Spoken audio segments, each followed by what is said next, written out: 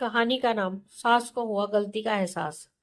मीरा जी एक आम मध्यम वर्गीय परिवार की मुखिया थी। वे अपने बेटे राजन और बहू मोनिका के साथ रहती थी। एक बेटी सोमा थी जो कि शादी के बाद अमेरिका में बस गई थी। मीरा जी के पति की मृत्यु बहुत पहले ही हो चुकी थी। राजन और मोनिका की शादी को 5 साल हो गए थे, लेकिन अब तक उनकी कोई संतान नहीं थी। मीरा जी की बहू मोनिका भी जॉब करती थी, जो कि मीरा जी को बिल्कुल भी नहीं सुहाता था। वे जल्द से जल्द दादी बनना चाहती थी, लेकिन मोनिका और राजन ये अच्छी तरह से जानते थे कि अभी मोनिका का जॉब करना कितना जरूरी था।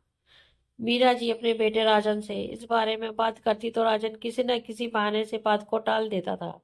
इसलिए वह मोनिका को ही परेशान करने के बहाने ढूंढती रहती थी ताकि वे अपनी जॉब छोड़ दें। और अभी कोरोना काल में तो मानो उनके मन की मुराद ही पूरी हो गई थी। हालांकि वह दिल की पूरी नहीं थी, लेकिन पोते की चाह में वे न चाहते हुए भी ऐसा कर जाती थी। अपनी हम उम्र सहेलियों को दादी बनते देखकर उनका मन दुखी हो जाता था। उस दिन भी घर में ऐसा ही कुछ हुआ। ऑफिस में काम की वजह से मोनिका देर तक सोती रही और मीरा जी को अच्छा खासा मौका मिल गया। ये क्या बहू, अभी तक सो रही हो? पता है सुबह के 10 बज गए हैं। राजन भी बेचारा कब से उठकर ऑफिस के काम पर लग गया है और तुम हो कि अभी तक सोई पड़ी हो। चलो अब उठकर सबके लिए चाय नाश्ता बना लो। मुझसे कुछ नहीं हो पाता है, वरना मैं तो तुम्हारे भरोसे कभी ना रहती, खुद ही सब कर लेती। सॉरी माँ जी, वह देर रात तक काम चलता रहा, इसलिए सुबह सुबह ही सो पाई थी, इसलिए समय का पता ही नहीं चला। आप चलिए, मैं अभी जल्दी से आती हूँ। हाँ हाँ ठीक है। मेरा कुछ नहीं, राजन को देख लो, उसे कुछ चाहिए तो नहीं? कब से उठा है बेचारा। हे भगवान, मुझे जल्दी से ठीक कर दे ताकि मैं ही अपने बेटे का ध्यान रख सकूं। मीरा जी ने नाटकीय अंदाज में कहा। मीरा जी ने अपनी बहू मोनिका को उठाते हुए कहा।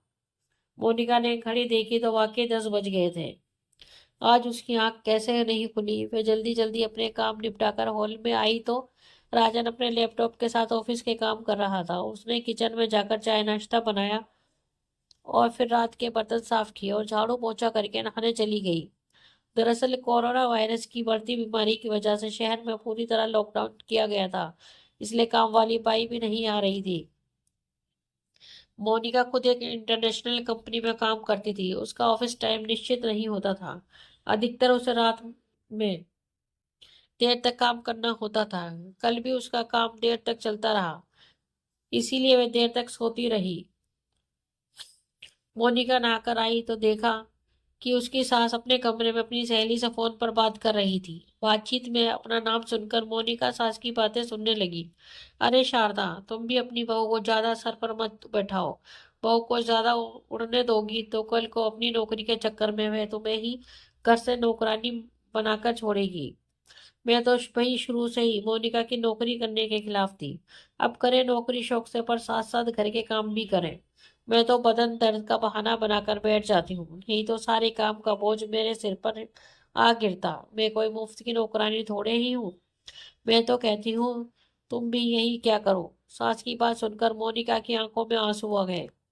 वह जिस सास को बीमार समझकर उसकी दिन रात सेवा करती है, उन्हें एक गिलास तक उठाने नहीं देती है। सारा दिन घर का और रात को ऑफिस का काम करके थकान से चूर होकर भी उफ तक नहीं करती। उनका ये फल मिला है उसे। माना वे मेरी नौकरी के खिलाफ है, मगर यदि घर की किश्त नहीं होती तो वह भी कभी नौकरी नहीं करती। राजन का बोझ कम करने के लिए ही तो वह नौकरी कर रही थी। खैर, अभी के मुश्किल समय में मैं सास से किसी भी बात पर बहस नहीं करना चाहती थी जिससे घर का माहौल खराब हो, इसलिए वह उनकी बात को नजरअंदाज करके वहां से चली गई। लेकिन उसकी नजरों में मीरा जी की इज्जत जरूर कम हो गई थी। दूसरे दिन सुबह सुबह मीरा जी की बेटी सोमा का अमेरिका से फोन आ गया। सोमा की सास उसके पास अमेरिका आई हुई थी। आदत के अनुसार मीरा जी ने जैसे ही सोमा की सास की बुराई करनी चाहिए, वैसे ही सोमा ने उन्हें डपट दिया। माँ, आप बिल्कुल भी माँ जी के बारे में अनाप शनाप नहीं बोलेंगी। पता है आपके चक्कर में आकर मैंने उनके साथ कितना बुरा व्यवहार किया था, लेकिन आज मुझे उनकी कीमत पता चल गई है। तुम तो उनके यहाँ पर आने के कितने खिलाफ थी, मगर आज अगर मैं यहाँ नहीं होती ना माँ, तो न जाने हमारा क्या हाल होता। तुम्हें तो पता ही है कि मेरा नौकरी करना कितना जरूरी है। कोरोना ने यहाँ भी ऐसा कहर ढाया है कि घर से ही सब करना पड़ रहा है। किट्टू का बेबी केयर सेंटर भी बंद है। मैं और अजीत फुल टाइम बिजी रहते हैं। ऐसे में माँ जी के अकेले ने किट्टू के साथ साथ पूरे घर का सारा काम संभाला हुआ है। मुझे कुछ भी नहीं करने देती है। अगर वह नहीं होती तो माँ हमारा क्या होता, ये सोचकर ये रोंगटे खड़े हो जाते हैं। सच में माँ, वह कोई साधारण महिला नहीं है, बल्कि मेरे लिए तो देवी के समान है। मेरा इतना अपमान करने के बावजूद और सोमा रोने लगी। उसने फोन कट कर दिया। सोमा की बात सुनकर मीरा जी की भी आंखें भर आईं। उन्हें भी अपनी भूल का एहसास हो गया था। मोनिका तो वाकई उनका कितना ख्याल रखती है। उनकी कड़वी से कड़वी बात का भी बुरा नहीं मानती है, उल्टे जवाब भी नहीं देती है। वाकई अभी का समय तो एक दूसरे को हौसला देने का है, सारे गिले शिकवे भुलाकर एक दूसरे की मदद करने का है। तो फिर ये वे स्वार्थ में कैसे अंधी हो गई थी, इतना कैसे गिर गई थी कि ऐसे मुश्किल समय में भी अपने ही परिवार की सहायता नहीं कर सकती। उन्होंने उसी समय मोनिका को बुलाकर उसके सिर पर प्यार से हाथ फेरते हुए कहा, मोनिका, आज से घर के कामों की आधी जिम्मेदारी मेरी होगी। मैंने आज तक तुम्हें जो भी कहा और किया उसके लिए सॉरी। चलो अब तुम जाकर आराम करो, खाना मैं बना लूंगी। इधर सास का बदला हुआ रूप देखकर मोनिका की आंखों में खुशी के आंसू आ गए और अपनी सास के प्रति उसके मन में फिर से अपने पहले वाला सम्मान वापस आ गया था। शायद हमारे जीवन में मुश्किल समय आता ही इसलिए है कि हमें एक दूसरे की अहमियत का पता चले। अपनी गलतियों का एहसास होने और आगे बढ़कर माफी मांगने से वाकई इंसान छोटा नहीं बल्कि बहुत बड़ा हो जाता है, मीरा जी की तरह।